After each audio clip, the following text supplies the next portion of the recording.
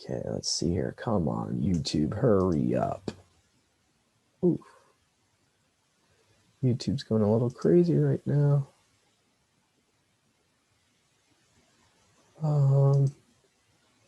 Okay. All right. Let's see here. We're live on YouTube here. All right. So we're going to be doing, let's see here.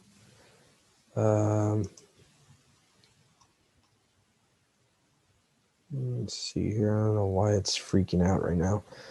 Hold on.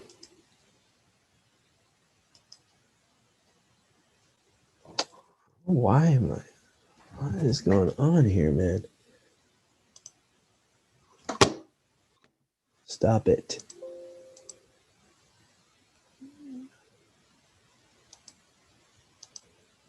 All right. Hold on. So calm down. All right, guys, hold on. I'll be right back. My computer's acting a little weird right now. All right, hold on. I'll be right back, guys. Let me just try to.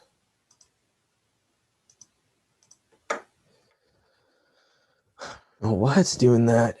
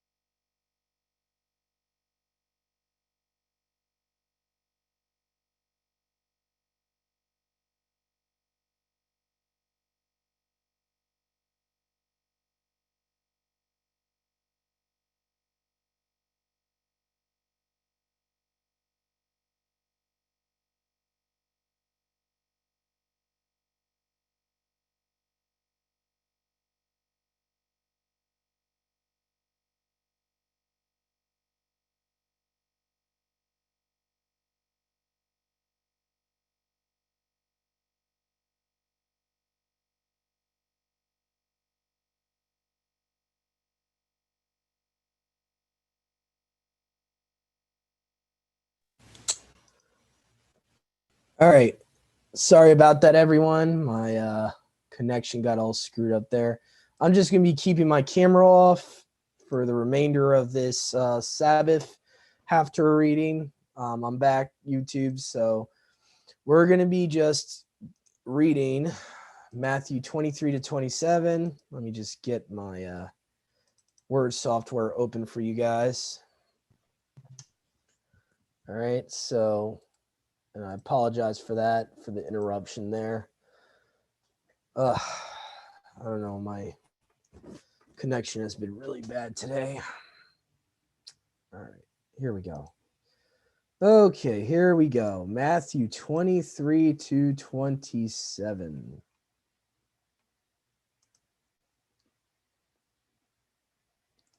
Okay.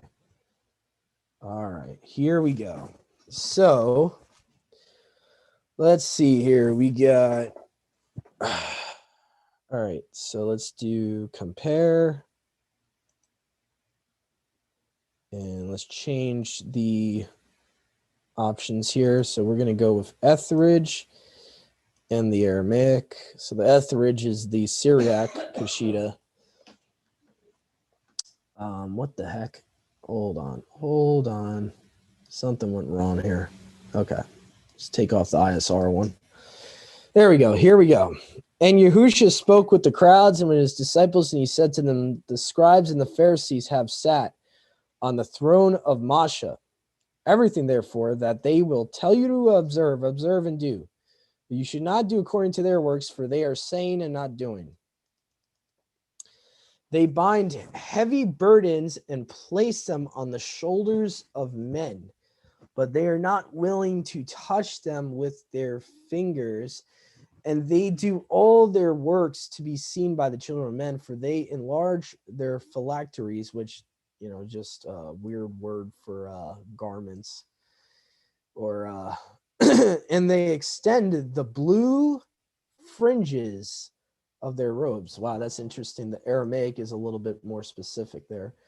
And they love the first-class places at feasts, first-class seats in the synagogues and greens of the marketplaces, and to be called rabbi by the people. But you shall not be called rabbi, for one is your rabbi, but you are all brothers. You should not call yourselves father in the earth, for one is your Father who is in heaven. Okay. All right. Something's going on here. Hold on. Let me try something, guys. This is crazy. Why is it doing this? It's like my... Okay. I don't know what's...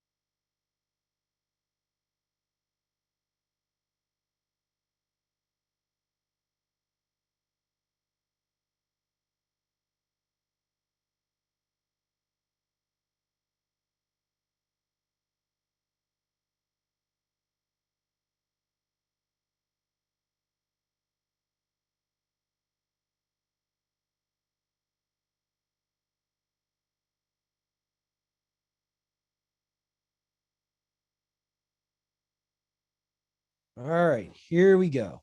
Okay. Sorry about all the technical difficulties, guys. So I'm going to try to get this study finished here.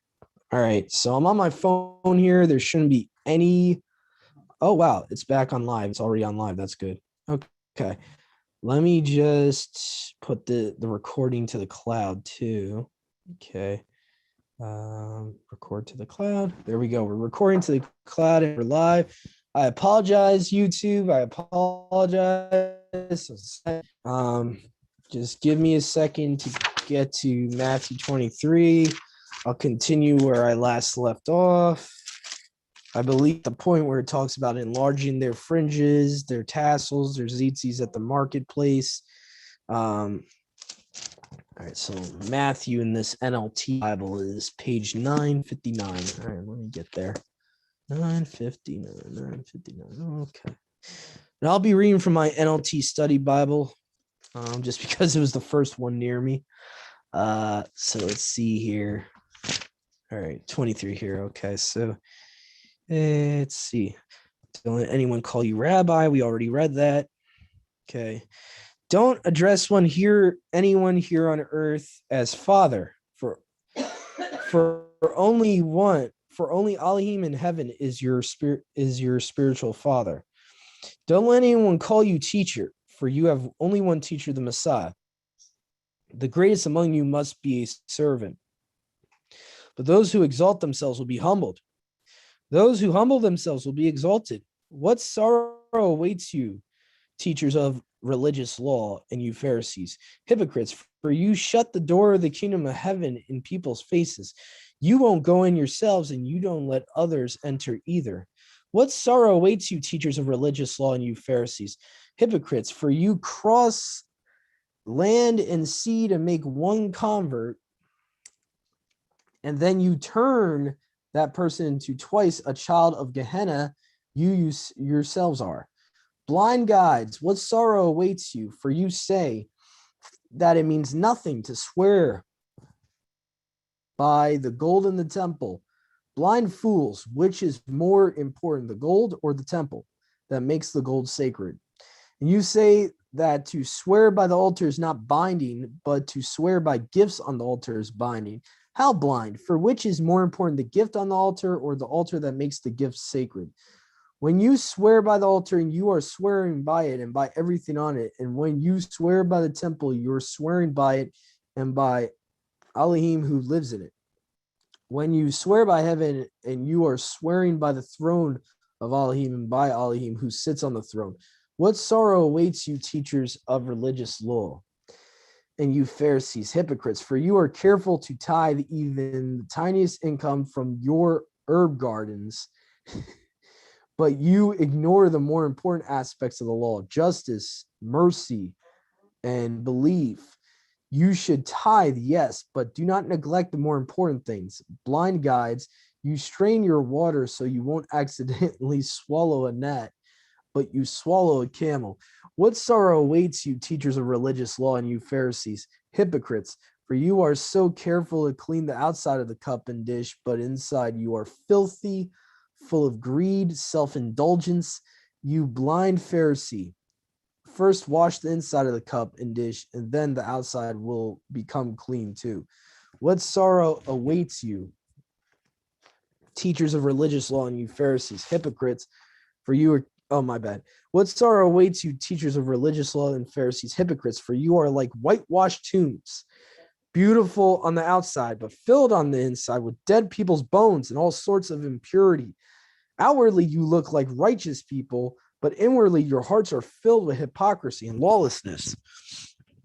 What sorrow awaits you, teachers of religious law, and you Pharisees, hypocrites, for you build tombs for the prophets your ancestors killed, and you decorate the monuments of the righteous people your ancestors destroyed. Then you say, if we had lived in the days of our ancestors, we would never have joined them in killing the prophets. But in saying that, you testify against yourselves that you are indeed the descendants of those who murdered the prophets. Go ahead and finish what your ancestors started. Snakes, sons of vipers. How will you escape the judgment of Gehenna? Therefore, I am sending you prophets and wise men and teachers of religious law, but you will kill some by crucifixion, and you will flog others by whips in your synagogues, chasing them from city to city. As a result, you will be held responsible for the murder of all righteous people of all time, from the murder of the righteous Abel to the murder of Zachariah, son of Berechiah, whom you killed in the temple between the set-apart place and the altar. I tell you the truth, this judgment will fall on this very generation. O Jerusalem, Jerusalem, the city that kills the prophets and stones Elohim's messengers, how often I have wanted to gather your children together as a hen that protects her chicks beneath her wings, but you wouldn't let me. And now look, your house is abandoned and desolate. For I tell you this, you will never see me again until you say, Barakahs on the one who comes in the name of Yahuwah. Chapter 24. Yahushua foretells the future. As Yahushua was leaving the temple grounds, his disciples pointed out to him various temple buildings, but he responded, do you see all these buildings? I tell you the truth, they will be completely demolished. Not one stone will be left on top of the other. Later, Yahushua sat at the Mount of Olives. His disciples came to him privately and said, tell us when, let's see here, this is the point, but he responded, do you see all, okay. And no, later, Yahushua sat on the Mount of Olives. His disciples came to him privately and said, tell us, when will all this happen? What sign will signal your return and the end of the world? Yahushua told them, don't let anyone mislead you, for many will come in my name, claiming I am the Messiah. They will deceive many, and you will hear wars and threats of wars, but don't panic. Yes, these things must take place, but the end won't follow immediately. Ethnicity will go to war against ethnicity, kingdom against kingdom. There will be famines and earthquakes in many parts of the world, but all this is only the first of birth pains, with more to come. Then you will be arrested, persecuted, and killed. You will be hated all over the world because you are my followers, or it will say, for the sake of my name, literally in the Greek. For many will turn away from me and betray and hate each other. And many false prophets will appear and will deceive many people. Sin will be rampant everywhere, and the love of many will grow cold. But the one who endures to the end will be saved. And the glad news about the kingdom will be preached throughout the whole world, so that all nations will hear it, and then the end will come. Okay, so let me just see here. I think there's a note here. Let's see here for verse 14, or all, let's see, or all peoples. Okay, interesting. Okay. The day is coming when you will see what Daniel the prophet spoke about, the sacrilegious object that causes desecration. Like how the NLT paraphrased that, the object that causes desecration. That makes it obvious what the abomination desolation is. Standing in the set-apart place. Reader, pay attention.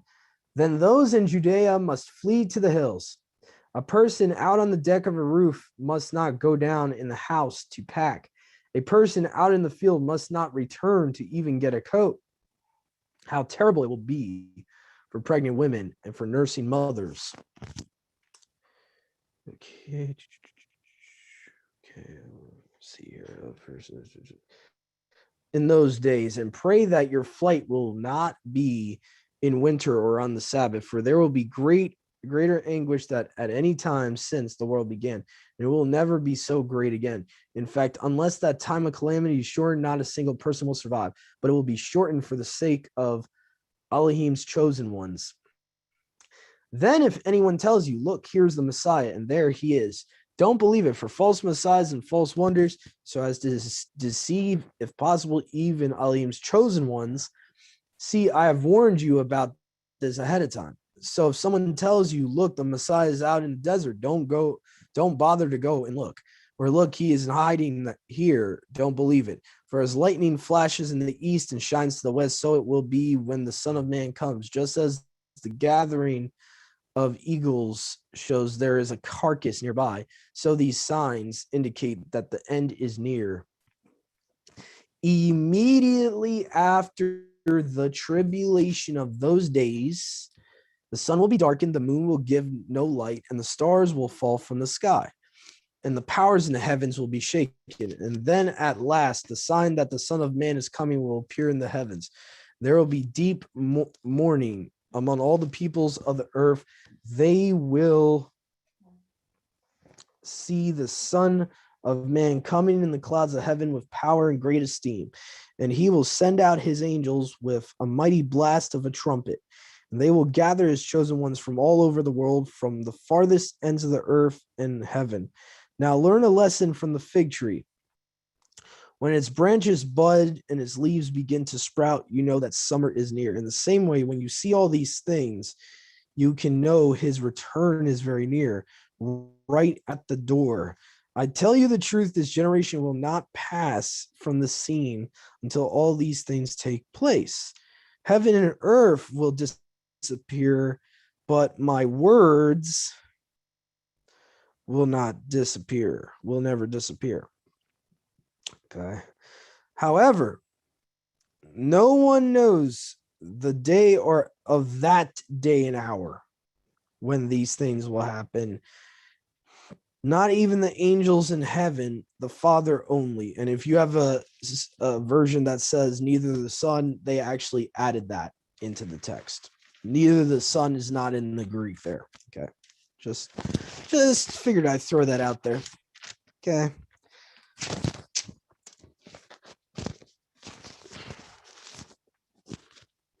When the Son of Man returns, it will be like as it was in the days of Noah. That's something you should be highlighting in your translation there. Okay, that's a very important statement he gives us here. The days of Noah are going to be like the days when he returns, basically. Okay. In those days before the flood, the people were enjoying banquets and parties and weddings right up to the time Noah entered his boat. People did not realize what was going to happen until the flood came and swept them all away. That is the way it will be when the Son of Man comes. Now, obviously, the NLT is paraphrasing here. In the literal word for word, it would actually say people were marrying and given into marriage. Now, to me, that screams Genesis 6:4, but that's just me. So they took for themselves wives. I'm just saying. Okay. Two men will be working together in the field. One will be taken, the other left. Two women will be grinding flour at the mill. One will be taken, the other left. So you too must keep watch, for you don't know what day your master is coming. Understand this. If a homeowner knew exactly when a burglar was coming, he would keep watch and not permit his house to be broken into. You also must be ready all the time, for the Son of Man will come when least expected. A trustworthy, sensible servant is the one to whom the master can give the responsibility of managing his other household servants and feeding them.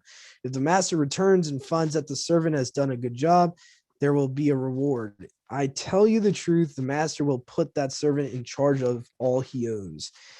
But what if the servant is evil and thinks, my master won't be back for a while, and he begins beating the other servants, partying, and getting drunk? The master will return unannounced and unexpected, and he will cut the servant to pieces and assign him a place with the hypocrites. In that place, there will be weeping and gnashing of teeth. Okay, so now we are up to chapter 25. Parable of the Bridesmaids, or, Parable of the 10 Virgins. Okay, then the kingdom of heaven will be like 10 bridesmaids who took their lamps and went to meet the bridegroom. 5 of them were foolish, 5 of them were wise. Notice how all 10 were actually bridesmaids, or we could say even, were basically destined to be part of the bride of Yahuwah. So these are not unbelievers. These are all believers here, okay, who took their lamps and went to meet the bridegroom. 5 of them were foolish, 5 of them were wise. The 5 who were foolish didn't take enough olive oil for their lamps, but the other 5 were wise enough to take along extra oil. When the bridegroom was delayed, they all became drowsy and fell asleep. At midnight, they were roused by the shout, "Look, the bridegroom is coming. Come out and meet him." All the bridesmaids got up and prepared their lamps. Then the 5 foolish ones asked the others, "Please give us some of your oil because our lamps are going out." But the others replied, "We don't have enough for all of us. Go to a shop and buy some for yourselves." But while they were gone to buy oil, the bridegroom came. Then those who were ready went in with him to the marriage feast, and the door was locked. Later, when the other 5 bridesmaids returned, they stood outside calling, "Master, Master, open the door for us." But he called, "Believe me, I don't know you. So you too must keep watch, for you do not know the day or hour of my return." Parable of the 3 servants. Again, the kingdom of heaven can be illustrated by the story of a man going on a long trip. He called together his servants and entrusted his money to them. While he was gone, he gave 5 bags of silver to one, 2 bags of silver to another, and 1 bag of silver to the last, divided in a portion to their abilities. He then left on his trip. The servant who received 5 bags of silver began to invest the money and earned 5 more. The servant with 2 bags of silver also went to work and earned 2 more. But the servant who received only 1 bag of silver dug a hole in the ground and hid the master's money. After a long time, their master returned from his trip and called them to give an account of how they had used his money. The servant to whom he had entrusted the 5 bags of silver came forward with 5 more and said, "Master, you gave me 5 bags of silver to invest, and I have earned 5 more." The master was full of praise. "Well done, my good and trustworthy servant. You have been trustworthy in handling this small amount. So now I will give you many more responsibilities. Let's celebrate together." The servant who had received the 2 bags of silver came forward and said, "Master, you gave me 2 bags of silver to invest and have earned 2 more." The master said, "Well done, my good and trustworthy servant. You have been trustworthy in handling this small amount. So now I will give you many more responsibilities. Let's celebrate together." Then the servant with 1 bag of silver came and said, "Master, I knew you were a harsh man, harvesting crops you didn't plant and gathering crops you didn't cultivate. I was afraid I would lose your money, so I hid it in the earth." Okay. See here. Okay. I hid it. "Look, here is your money back." But the master replied, "You wicked and lazy servant. If you knew I harvested crops I didn't plant and gathered crops I didn't cultivate, why did you deposit my money in the bank? At least I could have gotten some interest on it." Then he ordered, "Take the money from this servant and give it to the one with the 10 bags of silver. To those who use well what they are given, even more will be given, and they will have abundance. But from those who do nothing, even what little they have will be taken away. Now throw this useless servant into the outer darkness, where there will be weeping and gnashing of teeth. But when the Son of Man comes in his esteem, and the angels with him, when he will sit upon his esteemed throne."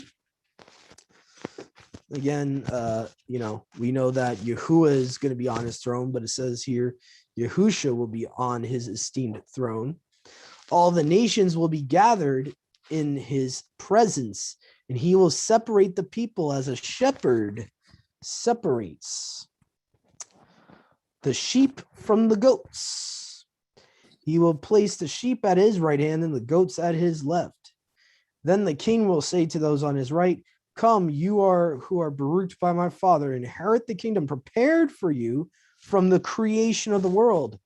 Predestination, anyone? "For I was hungry and you fed me. I was thirsty and you gave me a drink. I was a stranger and you invited me into your home. I was naked and you gave me clothing. I was sick and you cared for me." I was in prison, you visited me. Then these righteous ones will reply, Master.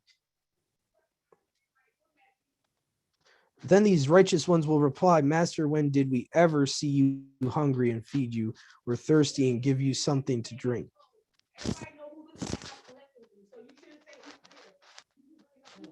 Or a stranger and show you hospitality, or naked and give you clothing?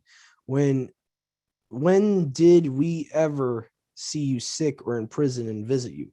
And the king will say, I tell you the truth, when you did it to one of the least of these, my brothers and sisters, you were doing it to me.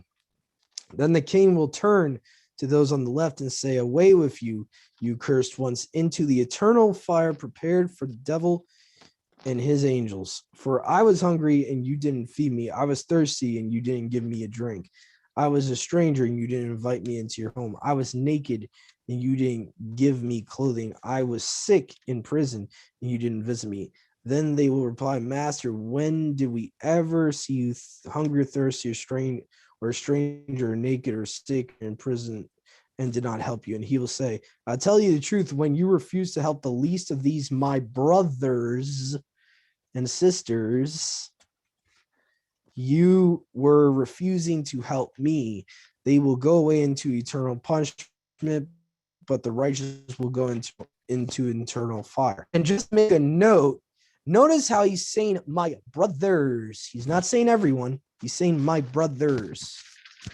And obviously he's referring to those that would be called by Yahuwah to believe in him and also be keeping the commandments as his brothers. Okay, so this is not talking about everyone. It's not talking about taking every random person into your home. Let's just keep everything in context here. Okay, go ahead, brother Joshua. Right before I'm gonna start 26. So go ahead. Was that the end of the chapter? Yeah, that's the end of 25 there. I'm about to read start 26. Okay, so my question is going back to the parable of the virgins. It says that they all fell asleep. Is there any significance to that? What does that mean, that they all fell asleep?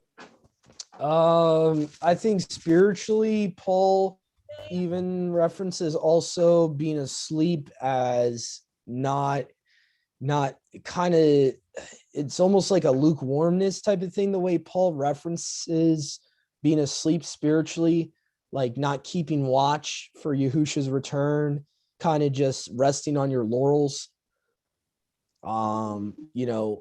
Basically, kind of not progressing anywhere in your walk. You're just you're starting to almost backslide even. I would say that would be being asleep. I think he's talking a spiritual sense here in the parable of the 10 virgins, that 5 of them actually almost basically got to the point of almost backsliding. They would have been greatest in the kingdom, but they started backsliding and started resting on their laurels and started getting complacent. And I think that's what Yahushua is trying to get to, and it seems like that it's even worse than just resting on their laurels. There's no more oil, so they're not seeking him. They're not seeking his word. That's what I believe the oil is referring to, in my opinion. So how does that apply to the ones that fell asleep but still had the oil?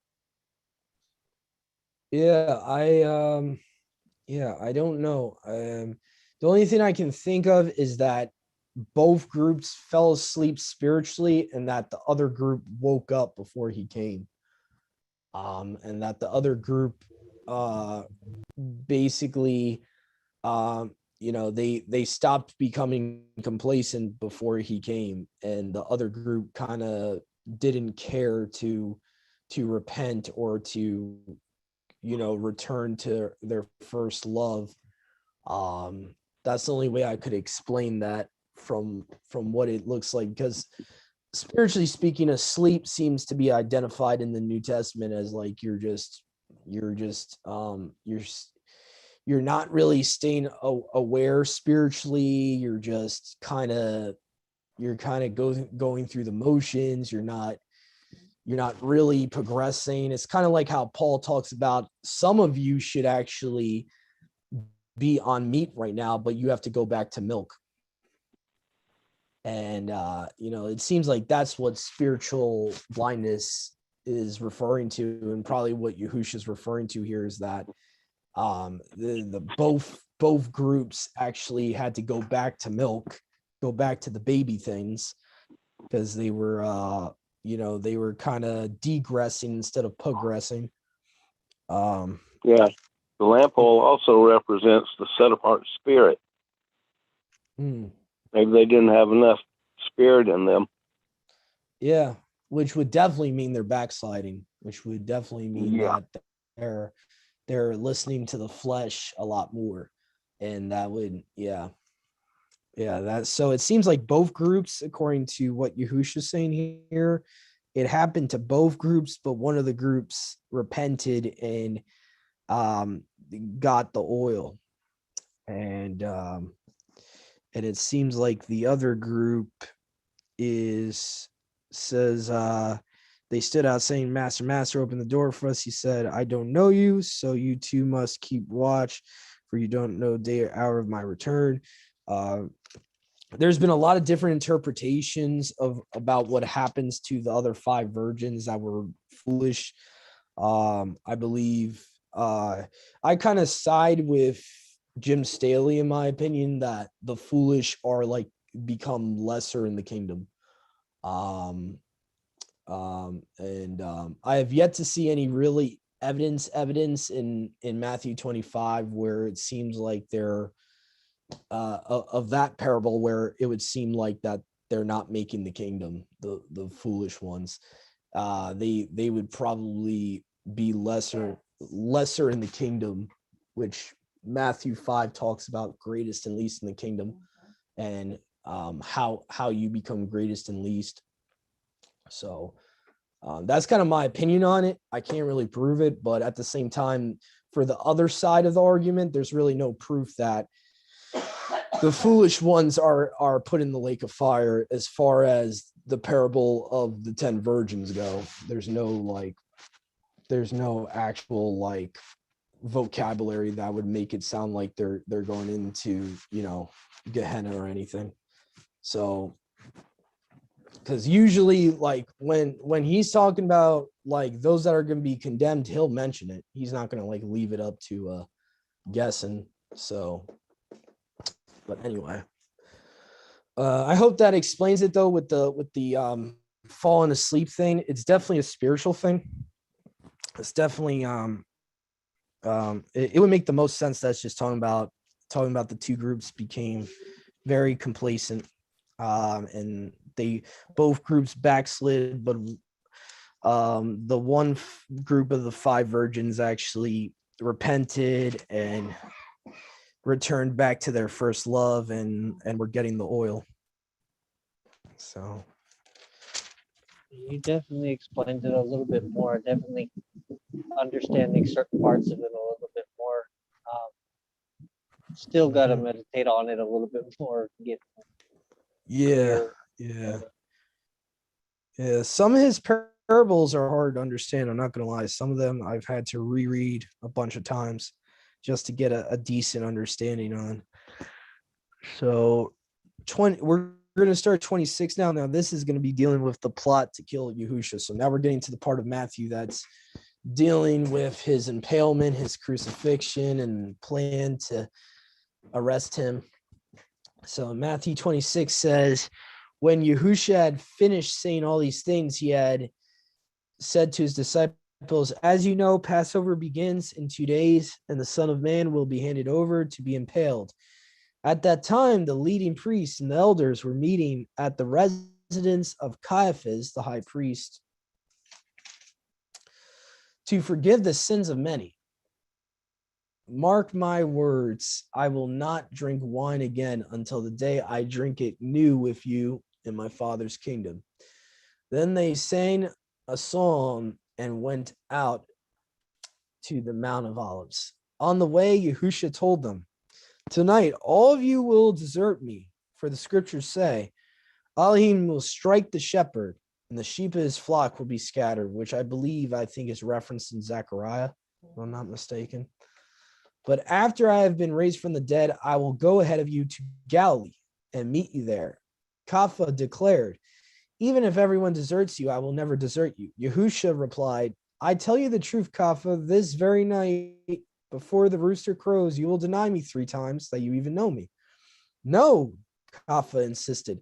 Even if I have to die with you, I will never deny you. And all the other disciples vowed the same.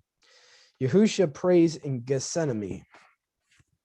Then Yahushua went with them to the olive grove called Gethsemane, and he said, sit here while I go over there to pray. And he took Kapha and Zebedee's 2 sons, Jacob and John, and he came anguished and distressed. He told them, my soul is crushed with grief to the point of death. Stay here and keep watch with me. He went on a little farther and bowed with his face to the ground, praying, my Father, if it is possible, let this cup of suffering be taken away from me. Yet I want your will to be done, not mine.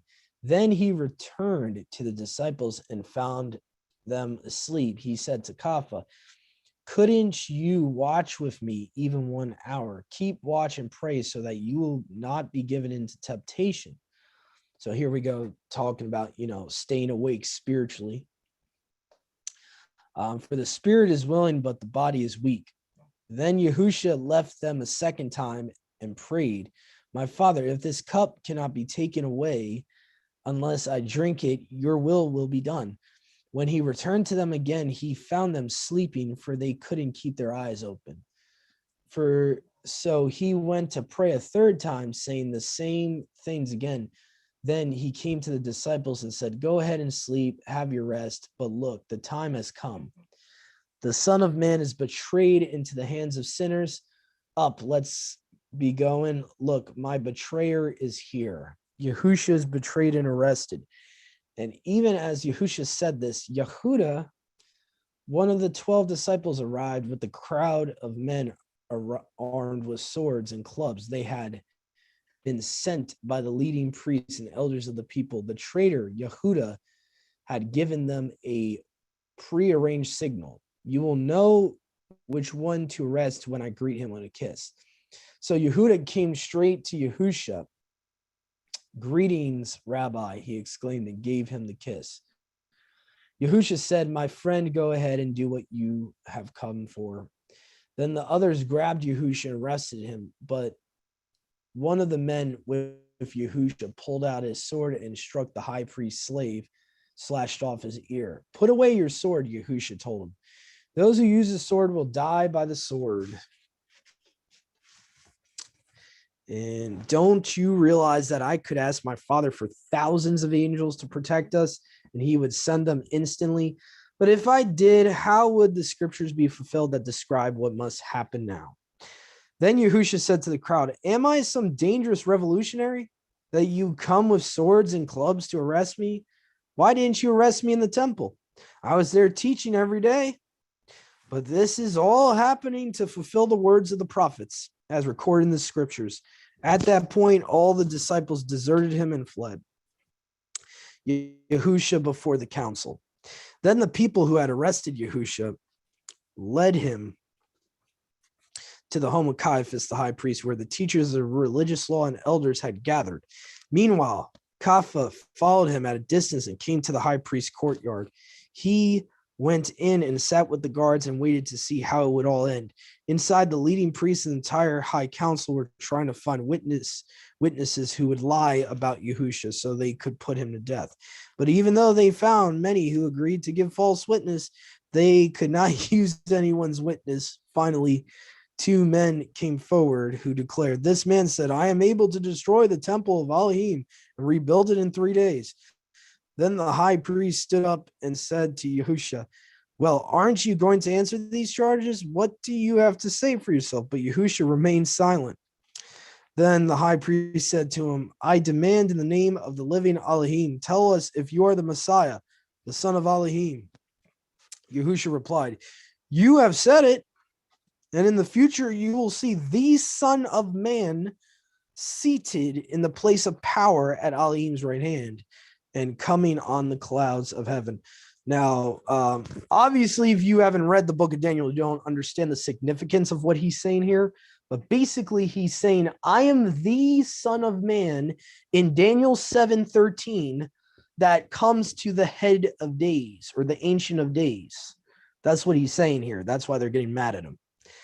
Then the high priest tore his clothing, like he rent his garments, to show his horror and said, blasphemy! Why do we need other witnesses? You have all heard his blasphemy. What is your verdict? Guilty, they shouted. He deserves to die. Then they began to spit in Yahushua's face and beat him with their fists, and some slapped him, jeering, prophesy to us, you Messiah, who hit you that time. Meanwhile, Kaffa was sitting outside in the courtyard. A servant girl came over and said to him, you were one of those with Yahushua the Galilean. But Kaffa denied it in front of everyone. I don't know what you're talking about, he said. Later, out by the gate, another servant girl noticed him and said to those standing around, this man was with Yahushua of Nazareth. Again, Kaffa denied it. This time with an oath. I don't even know the man, he said. A little later, some of the other bystanders came over to Kaffa and said, you must be one of them. We can tell you by your Galilean accent. Kaffa swore, a curse on me if I'm lying. I don't know the man. And immediately the rooster crowed. Suddenly, Yahushua's words flashed through Kaffa's mind. Before the rooster crows, you will deny me 3 times. Deny 3 times that you even know me. And he went away weeping bitterly. Chapter 27. Yehuda hangs himself. Very early in the morning, the leading priests and the elders meet again to lay plans for putting Yahushua to death. Then they bound him, led him away, and took him to Pilate, the Roman governor. When Yehuda who had betrayed him, realized that Yahushua had been condemned to die, he was filled with remorse, so he took 30 pieces of silver back to the leading priests and elders. I have sinned, he declared, for I have betrayed an innocent man. What do we care? They retorted. That's your problem. Then Yehuda threw the silver coins down in the temple and went out and hanged himself. The leading priest picked up the coins. It wouldn't be right to put this money in the temple treasury, they said, since it was payment for murder. After discussion, they finally decided to buy the potter's field, and they made it into a cemetery for foreigners. Oh, so it's okay to use, blood money for a cemetery for Gentiles, I guess. Interesting. That it's why the field is still called the field of blood. This fulfilled the prophecy of Jeremiah that says, they took the 30 pieces of silver, the price of which he was valued by the people of Yasharal, and purchased the potter's field as Yahuwah directed. All right, verse 11 here. Now Yahushua was standing before Pilate, the Roman governor. Are you the king of the Judeans? The governor asked him. Yahushua replied, you have said it. But when the leading priests and the elders made their accusations against him, Yahushua remained silent. Don't you hear all these charges they are bringing against you? Pilate demanded. But Yahushua made no response to any of the charges, much to the governor's surprise. Now, it was the governor's custom each year during the Passover celebration to release one prisoner to the crowd, anyone they wanted. This year, there was a notorious prisoner, a man named Barabbas. As the crowds gathered before Pilate's house that morning, he asked them, which one do you want me to release to you, Barabbas or Yahushua, who is called the Messiah? He knew very well that the religious leaders had arrested Yahushua out of envy. Just then, as Pilate was sitting on the judgment seat, his wife sent him this message: leave that innocent man alone. I suffered through a terrible nightmare about him last night. Meanwhile, the leading priests and elders persuaded the crowd to ask for Barabbas to be released, for Yahushua to be put to death. So the governor asked again, which of these do you want me to release to you? The crowd shouted back, Barabbas. Pilate responded, then what should I do of Yahushua, who's called the Messiah? They shouted back, crucify him. Why? Pilate demanded. What crime has he committed? but the mob roared even louder, "Crucify him." Pilate saw that he wasn't getting anywhere and that a riot was developing, so that he sent for a bowl of water and washed his hands before the crowd, saying, "I am innocent of this man's blood. The responsibility is yours." And the most infamous, stupid curse that someone can put on themselves, they're about to say here. And all the people yelled back, "We will take responsibility for his death. We and our children." Yeah. So Pilate released Barabbas to them. He ordered Yahushua to be flogged with a lead-tipped whip, then turned him over to the Roman soldiers to be impaled. Okay. Some of the governor's soldiers took Yahushua into their headquarters and called out the entire regiment. They stripped him and put a scarlet robe on him. They wove thorn branches into a crown and put it on his head. They placed a reed stick in the right hand as a scepter. And then they knelt before him in mockery and taunted, "Hail, King of the Judeans." And they spit on him and grabbed the stick and struck him on the head with it. When they were finally tired of mocking him, they took off the robe and put his clothes on him again. Then they led him away to be impaled. Okay. Along the way, they came across a man named Simon, who was from Cyrene, and the soldiers forced him to carry Yahushua's stake. And they went out to a place called Golgotha, which means place of the skull. The soldiers gave him wine mixed with bitter gall. But when he had tasted it, he refused to drink it. After they had nailed him to the stake, the soldiers gambled. That's kind of modern terminology. You should say that they casted lots for his clothes by throwing dice. Then they sat around and kept guard as he hung there. A sign was fastened to the stake above Yahushua's head, announcing the charge against him, and read, "This is Yahushua, King of the Judeans." 2 revolutionaries were impaled with him, one on his right and one on his left. The people passing by shouted abuse, shaking their heads in mockery. "Look at you now," they yelled at him. "You said you were going to destroy the temple and rebuild it in 3 days. Well then, if you are the son of Elohim, save yourself and come down from the stake." The leading priests, the teachers of religious law, the elders also mocked Yahushua. "He saved others," they scoffed, "but he can't save himself. So he is the king of Yasharal, is he? Let him come down from the stake right now, and we will believe in him. He trusted Elohim, so let Elohim rescue him now if he wants him, for he said, 'I am the son of Elohim.'" Even the revolutionaries who were impaled with him ridiculed him in the same way. It's interesting to note there's a similar prophecy. There's a prophecy in, I think it's called the Book of Wisdom, that is in certain canons of the Bible that actually foretell this event here. So I find that interesting. I think it's the Wisdom of Solomon that you can find that in, where it talks about he prided himself on being the son of Alua. Let him trust in him. So, yep. Go ahead, Joshua.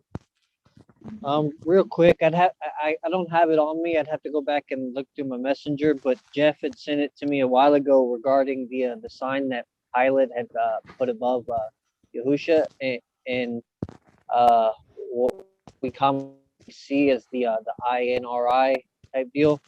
But it actually those 4 whatever he put there, I forget exactly how they said it, but it actually it leaves the initials of YHUH. It leaves Yahuwah's name there.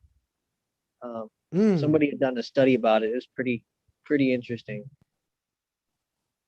Wow, that is interesting. Wow, that's cool. Yeah. Also, Brother Doug, impaled actually does not mean crucified. Okay, because I've seen the ISR use it, So I was just trying to use the as best as possible what correctly would have been from the Greek. So that's the only reason I was using impaled, was because the most restored name Bibles they change crucified to impale. Yeah, but Suppo- it means it doesn't, impaled doesn't mean that he was crucified. It means that he was impaled. So crucified means a cross, right? Like the Yeah. Catholic Church. yeah, yeah, yeah. So impale is actually more accurate. Yeah, and in the Greek, it's stauros, means stake or tree. Yeah, so he was impaled on a tree post, like a upward pole, upward wooden pole. That's what a stauros is. It's like a stake in the ground. Other places it talks about he was hung on a tree. I think in Galatians and other places, I think Kapha Peter even says, you hung on a tree, referring to his Judean brothers, saying you guys hung him on a tree. So yeah. So he most likely, more accurately, rather than a cross, he was most likely impaled to a tree or like a upright pole, a upright stake.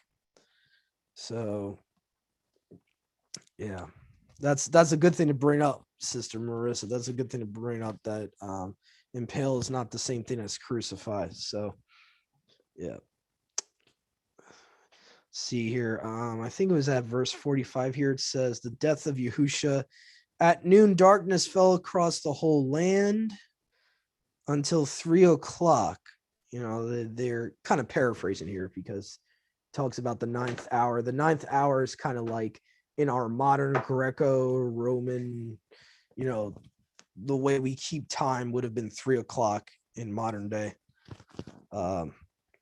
Yahushua called out with a loud voice, Ali, Ali, lama sabachthani, which means, roughly is translated as my Alua, why have you abandoned me, or why have you forsaken me? Which basically what he's doing here is he's to his death, he's fulfilling messianic prophecy, quoting from David and Psalms here. By some of the bystanders misunderstood, thought he was calling for the prophet Eliyahu. One of them ran and filled a sponge with sour wine, holding it up to him on a reed stick so he could drink. But the rest said, wait, let's see whether Eliyahu comes to save him. Then Yahushua shouted out again, and he released his spirit. At that moment, the curtain in the set-apart place of the temple was torn in two. So the veil was rent in two from top to bottom. The earth shook, rocks split apart, and the tombs opened, and bodies of many righteous men and women who had died were raised from the dead. They left the cemetery after Yahushua's resurrection, went into the set-apart city of Jerusalem and appeared to many people. The Roman officer and other soldiers at the impalement were terrified by the earthquake and all that happened. And they said, this man was truly the son of Alua. And many women who had come from Galilee with Yahushua to care for him were watching from a distance. Among them were Mary Magdalene, Mary, the mother of Jacob and Joseph, and Mary, and the mother of Jacob and John, the sons of Zebedee. The burial of Yahushua. As evening approached, Joseph, a man from Arimathea, who had become a follower of Yahushua, went to Pilate and asked for Yahushua's body. Pilate issued an order to release it to him. Joseph took the body and wrapped it in a long sheet of clean linen cloth, and he placed it in his own new tomb, which had been carved out of rock, and he rolled a great stone across the entrance and left it. Both Mary Magdalene and the other Mary were sitting across the tomb and watching. The next day on the Sabbath, the leading priests and the Pharisees went to see Pilate. They told him, Sir, we remember that what that deceiver once said while he was still alive. After 3 days, I will rise from the dead. So we request that you seal the tomb until the third day. This will prevent his disciples from coming and stealing his body, then telling everyone he was raised from the dead. If that happens, we'll be worse off than we were at first." Pilate replied, "Take guards and secure it the best you can." So they sealed the tomb and posted guards to protect it. And that is the end of our study for today. That is the end of the reading for Matthew. So now, next week, Yahuwah willing, we will be getting to the resurrection, chapter 28. So I just want to thank everyone for joining with us and bearing with us today with my technical difficulties. Thank you guys for tuning in. I hope this was an edifying study for everyone that was watching and listening in. So please stay tuned. We'll be back next week for our next Torah portion, our next half Torah reading. So to all of our brothers and sisters that have seen this on YouTube, I just want to say have a great rest of your Shabbat. Shabbat Shalom. See ya.